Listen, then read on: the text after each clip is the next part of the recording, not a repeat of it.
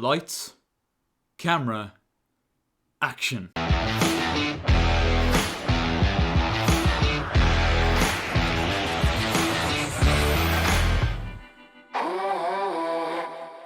Hello guys, how are you getting on? My name is Aaron Kelly and we are officially back. Welcome back to the Premier League Verdict Season 5. We're really knocking them out of the park, lads. I can't believe we made it this far and still not got cancelled, so thumbs up for that. There's a lot changing with the Premier League Verdict this year. You may have noticed a new intro, but we've also got a whole different format to the verdict. So I'm going to put up a little graphic that I made here, and as you can see, we've 3 different coloured boxes referencing 3 different categories. The green box with the goat emoji above it will symbolise the best performer from that week, whether it be a team, a player, a group of players. The best performance of the week goes into the green box. The yellow box is fairly self-explanatory with the wow emoji over it. Shocking, mad moments from the weekend that made us go, wow. These shocking moments can be both good and bad, and they'll go into that yellow box. The red box is our stinker of the week. This is where the worst team or worst player or just whoever had a stinker in that particular match week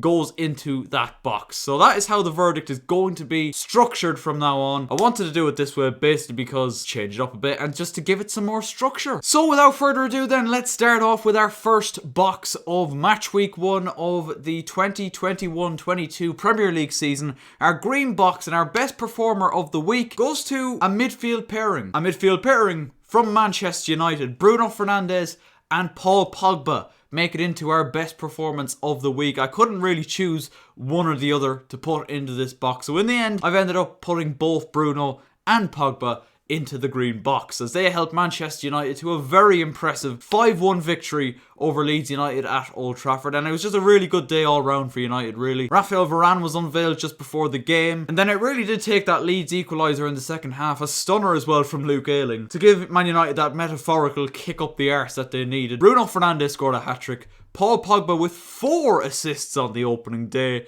including one for Fred of all people, helping United to a very impressive victory and a massive statement victory over Leeds, who I did say in my predictions video this. I really enjoyed watching Leeds last season. Yes, they were on the end of the odd thumping, and people say I don't know ball. But a great statement from Manchester United, who go top of the table on goal difference after a very impressive victory. Let's move on to our yellow box then, our wow factor for the week, and that goes to Trevoh Chalobah of Chelsea. Wow, what a performance and what an incredible resurgence this lad has had. Obviously coming into the team in pre-season, he's had an unbelievable pre-season with Chelsea. A shock inclusion in Thomas Tuchel's starting 11 for the UEFA Super Cup victory over Villarreal, and after an unbelievable performance there, it was no surprise really to see Thomas Tuchel include Trevoh Chalobah in the starting 11 for the opening day against Crystal Palace in a back 3 with Andreas Christensen and Antonio Rudiger. And it's fair to say Chalobah did not disappoint with an incredible display on the ball. Positionally, he was absolutely brilliant, defended wonderfully when called upon, and then topped off an already unbelievable debut with an outrageous goal, one that he will never forget, and one as us Chelsea fans will never forget either. An unbelievable goal by Trevoh Chalobah. His goal made it 3-0 after an equally outrageous free kick by Marcus Alonso had given Chelsea the lead. Christian Pulisic made it 2. And it was just an overly dominant display by Chelsea, who went second with the joint highest victory in match week 1 along with Liverpool, who beat Norwich by 3-0. And Patrick Vieira knows that was a rude awakening for him and for his Crystal Palace team, who looked very, very poor indeed on the opening weekend of the Premier League. But Trevoh Chalobah, he's the man who gets the wow factor for match week 1. Let's move on to our final box then, and stinker of the week has to go to Arsenal. I'm sorry, it just does, and I feel like this isn't going to be the last time that I say this season. Arsenal were defeated by 2-0 by newly promoted Brentford on opening night, and it was a really weak, poor Arsenal performance. Yes, they were missing Alexander Lacazette and Pierre-Emerick Aubameyang. But I think even if they were in the team, I couldn't have seen much different happening in the game than what actually transpired. Brentford were absolutely wonderful. Probably helped on by the inclusion of the fans, which is another thing that I have to mention about match week 1. How good was it to see full houses at Premier League grounds once again? I think it really did help the tempo of every game this weekend. We've seen some unbelievable games, which we'll get into in a minute. But Brentford were unbelievable. That high pressure, high intensity style of play that I talked about in my Premier League predictions video was there for all to see. Sergi Canos giving them the lead in the first half with a wonderful strike. Was the ball out over the end line when Callum Chambers tried to clear it?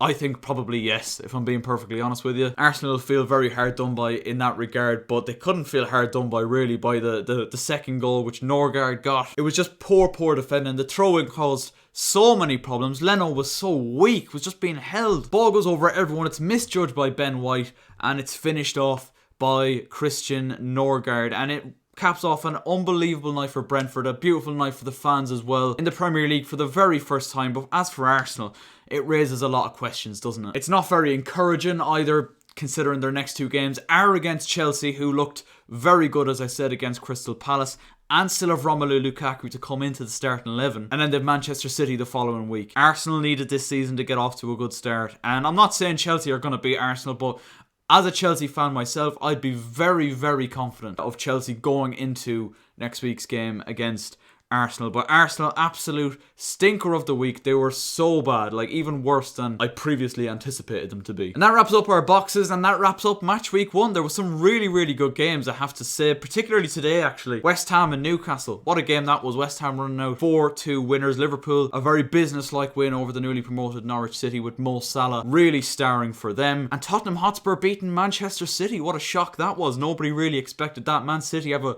horrific record at the Tottenham Hotspur Stadium. That's only gotten worse today. Heung-min Son's goal, a beauty it was. The fire past Ederson, and City looked poor, can't lie, but let's be honest, City will come back and will come back very strong.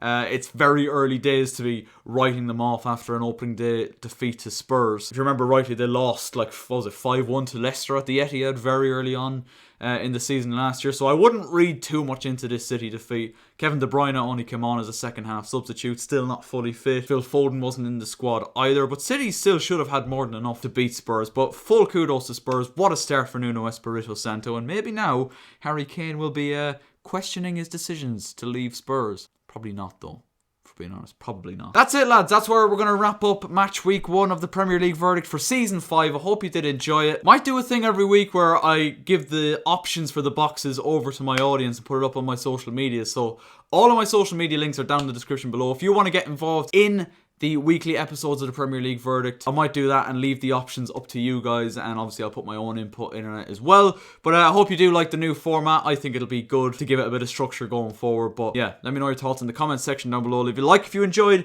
and subscribe if you're new with your notifications on, and I will catch you next time. I've been trying to find a way to